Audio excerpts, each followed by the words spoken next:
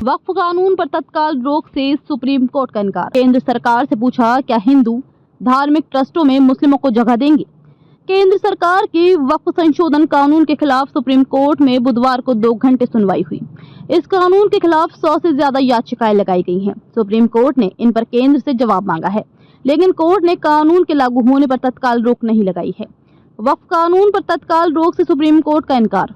केंद्र सरकार से पूछा, क्या हिंदू धार्मिक ट्रस्टों में मुस्लिमों को जगह देंगे। नई दिल्ली, 6 घंटे पहले all India Muslim personal law board के कहने पर देश भर में मुसलमान 11 अप्रैल से वक्फ कानून का विरोध कर रहे हैं। All India Muslim personal law board के कहने पर देश भर में मुसलमान 11 अप्रैल से वक्फ कानून का विरोध कर रहे हैं। केंद्र सरकार के वक्फ संशोधन कानून के खिलाफ सुप्रीम कोर्ट में बुधवार को 2 घंटे सुनवाई हुई। इस कानून के खिलाफ 100 से ज्यादा याचिकाएं लगाई गई हैं। सुप्रीम कोर्ट ने इन पर केंद्र से जवाब मांगा है, लेकिन कोर्ट ने कानून के लागू होने पर तत्काल रोक नहीं लगाई है। सुप्रीम कोर्ट ने वक्फ कानून के विरोध में देश भर में हो रही हिंसा पर चिंता जताई। इस पर एसजी ने कहा कि ऐसा नहीं लगना चाहिए कि हिंसा का इस्तेमाल दबाव डालने के लिए किया जा सकता है। कोर्ट ने कहा कि हम इस पर फैसला करेंगे। सुनवाई के दौरान कपिल सिब्बल ने कहा कि वक्फ कानून के तहत बोर्ड में अब हिंदुओं को भी शामिल किया जाएगा। ये अधिकारों का हनन है। इस पर सुप्रीम कोर्ट ने केंद्र से पूछा कि क्या वे मुसलमानों को हिंदू धार्मिक ट्रस्टों का हिस्सा बनने की अनुमति देने को तैयार हैं। हिंदुओं के दान कानून के मुताबिक कोई भी बाहरी बोर्ड का हिस्सा नहीं हो सकता है। सीजीआई संजीव खन्ना और justice PV Sanjay Kumar, justice KV Viswanathan की बेंच मामले पर सुनवाई कर रही है।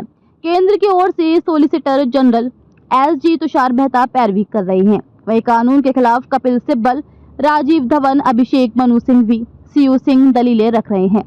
सुप्रीम कोर्ट अब गुरुवार 2 बजे सुनवाई करेगा। सुनवाई में अपीलकर्ताओं ने वक्फ बोर्ड बनाने, पुरानी वक्फ संपत्तियों के रजिस्ट्रेशन, बोर्ड मेंबर्स में गैर मुस्लिम और विवादों के निपटारे को लेकर मुख्य दलीलें दी। अपीलकर्ता कपिल सिब्बल ने कहा, हम उस प्रावधान को चुनौती देते हैं जिसमें कहा गया है कि केवल मुसलमान ही वक्फ बना सकते हैं। सरकार कैसे कह सकती है कि केवल वे लोग ही वक्फ बना सकते हैं जो पिछले 5 सालों से इस्लाम को मान रहे हैं। इतना ही नहीं, राज्य कैसे तय कर सकता है कि मैं मुसलमान हूँ या नहीं और इसलिए वक्फ बनाने के योग्य हूँ। सिब्बल ने कहा, ये इतना आसान नहीं है। वक्फ सैकड़ों साल पहले बनाया गया है।